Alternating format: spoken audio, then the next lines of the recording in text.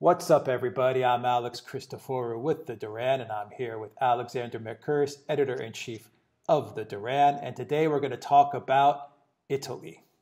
So, Alexander, Italy. This is a complicated parliamentary system that Italy has.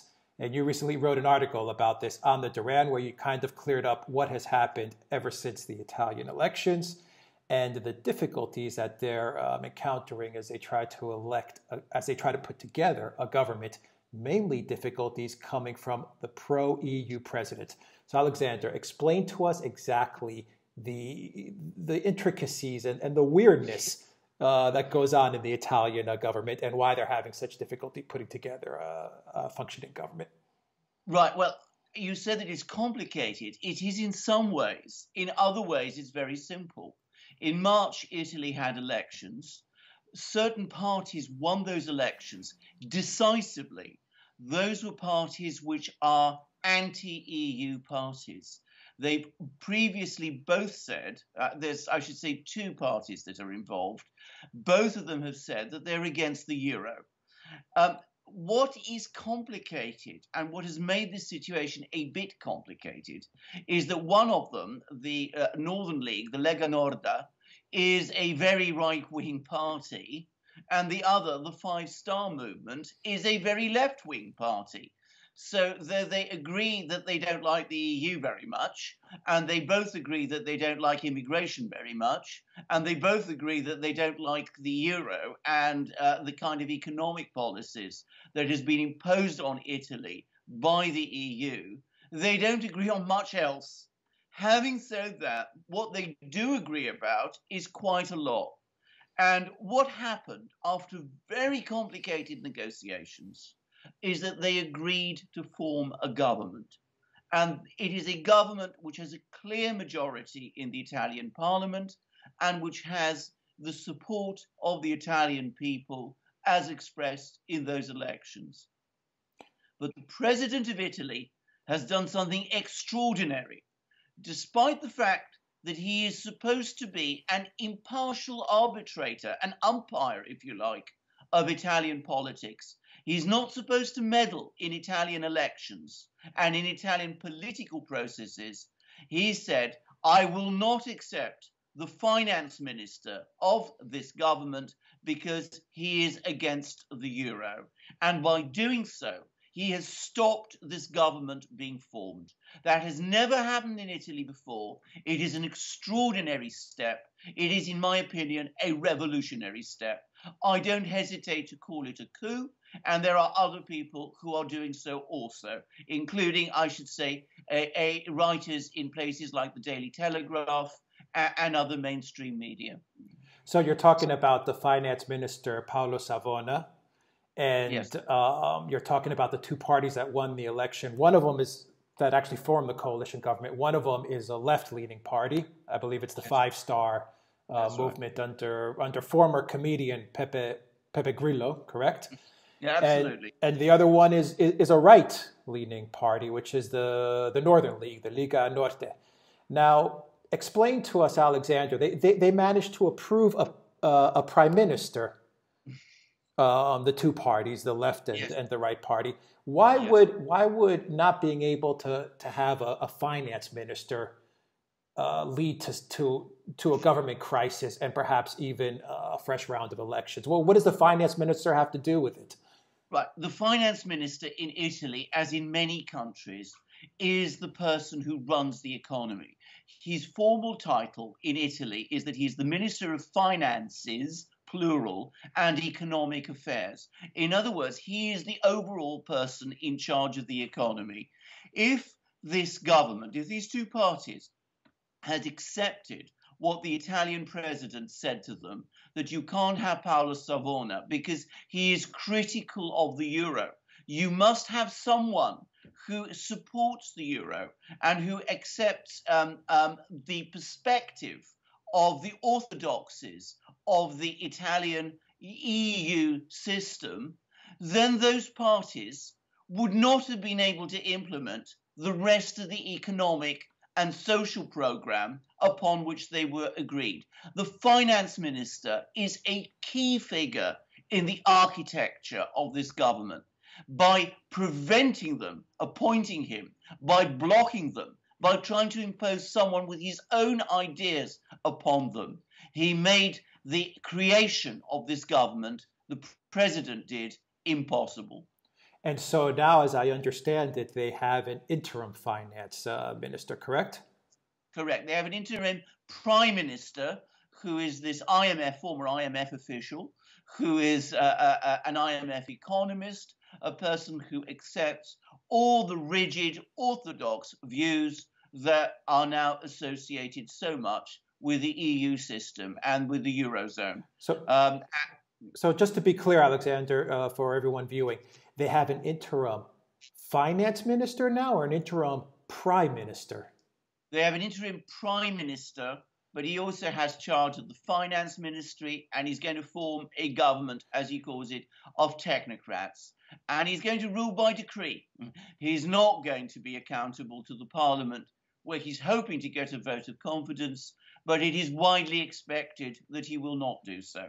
He will then remain prime minister until there are new elections. There was talk of those elections being held in August. It now looks like they're going to be put back until October.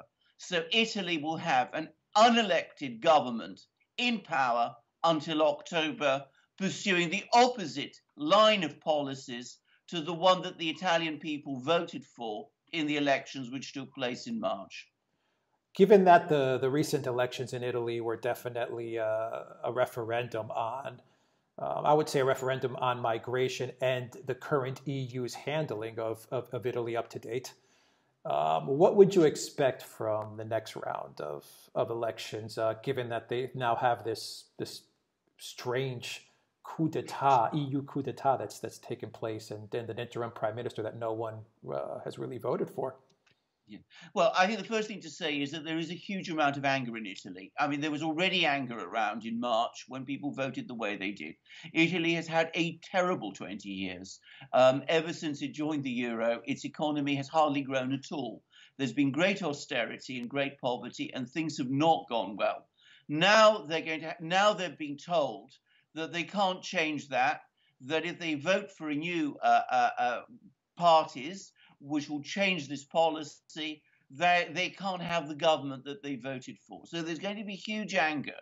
And at the one level, that is going to possibly increase the votes for these parties that set out to form this government and possibly put them in a stronger position when that election happens.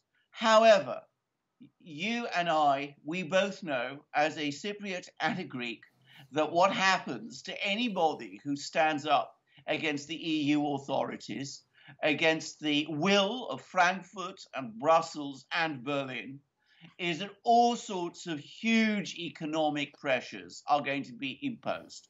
And I'm afraid that is going to happen in Italy between now and the election, which, as I said, is more likely now to be in October than August. And we will have to see whether the Italian people are going to be willing to face the enormous pressures that they're going to be subjected to over the next few months, or whether, as has happened in other countries, especially, if I may say, in Greece, either the people themselves or sections of the political class buckle and accept the diktat, because that is what it is, that they're getting from Frankfurt, Brussels, and Berlin. I will wait to see. Italy is bigger than Greece. It is bigger than Cyprus. It's one of the biggest economies in the Eurozone, the third biggest economy in the Eurozone. It has resources that we do not have, but it also has a very dysfunctional political system. It is riddled with corruption. One cannot be sure that this thing will hold together in the way that one would like it to. Yeah, there's actually been a precedent for this, if I'm not mistaken, in Greece, where they had a technocrat, an unelected technocrat, run the government, Papademos, who ran the government unelected for, actually, I would imagine, I believe it was for 2 years, if I'm not, so it wasn't even a couple of months. His mandate actually extended well beyond just a couple of months of being an interim and just sitting in the chair, being a caretaker. But the question, you kind of answered it, and I'll ask it to you again. Cyprus and Greece are one thing. Italy is too big to bully, isn't it? And what's going to be the reaction from the Italian population if they are bullied? Well, one would like to think that it is too big to bully. And can I just also say, Italy has also had its experience of technocratic governments answerable to Brussels before, in the form of Mario Monti's government that was installed there some years ago and was in power for a short time. But it was a technocratic government, and it did lots of things which were very much along the lines of what the Europeans wanted. Now, having said that, what happened in Greece when that technocratic government was installed? What happened in Italy when that technocratic government was installed? Though the Europeans engineered it, and there is no doubt that they did, it is not, I think, disputed anymore. It was done with certain, shall we say, proprieties observed. It was all done behind the scenes in a kind of way. This was done in your face. And Italy is an old country. It is a big country. They are a proud people. Perhaps they will stand up for once and say, so far, no further. We are not accepting this. But I have said before, and I'm saying it again, it's not a country with a very well-developed political system. And one cannot be sure that that will be the attitude that will prevail until October. What happens, though, if it succeeds is perhaps even more problematic, because we will see a continuation of the same economic policies that have led to this crisis. They will probably actually intensify. And that undercurrent of anger, which is already there in Italy, is going to grow even more.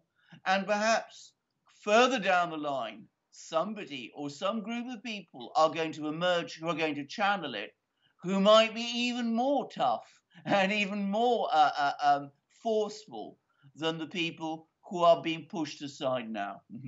Would you believe that Mario Draghi, if push did come to shove, would take the nuclear option and perhaps play around with Italy's euro supplies, perhaps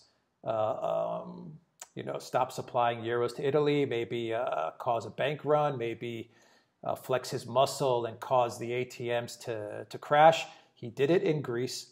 He did it in Cyprus. You're dealing with a much bigger country. Do you think Mario Draghi would actually take things that far in order to kind of bring Italy to heel? My own view is probably yes, actually.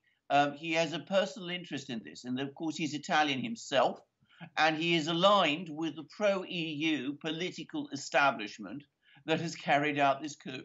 So he doesn't like the Northern League. He doesn't like the Five-Star Movement. He doesn't want them to succeed. At the same time, he has to worry about the impact of this thing on the bigger European economy and on the survival of the Eurozone. So maybe that will act as some sort of check on him.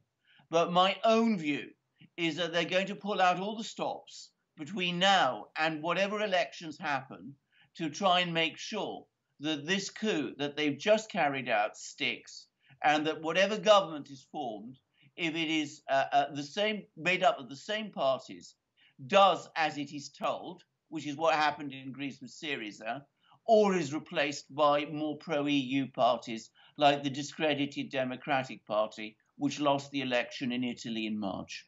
One final question then, Alexander. Will this lead to contagion along the periphery, i.e. Greece has elections in a year, Spain is undergoing its own constitutional crisis with Rajoy, and then of course you have Portugal, and Cyprus is a little more stable being a smaller country, but will Italy's problems spread out towards the periphery of Europe? I think they have a strong potential to do so, depending on how this is handled.